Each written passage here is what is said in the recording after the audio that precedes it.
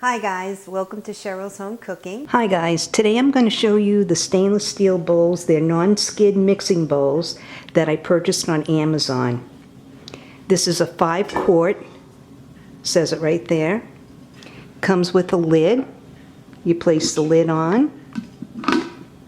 The center comes out and you have 3 different grates that you would just place in the middle and then grate whatever food you'd want to grate.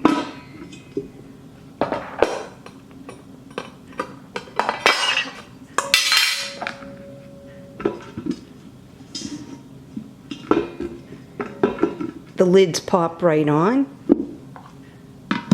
It has the non-skid bottom, stainless steel.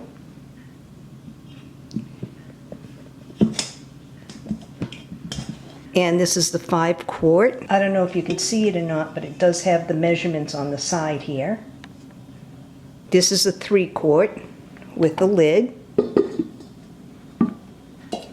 2-quart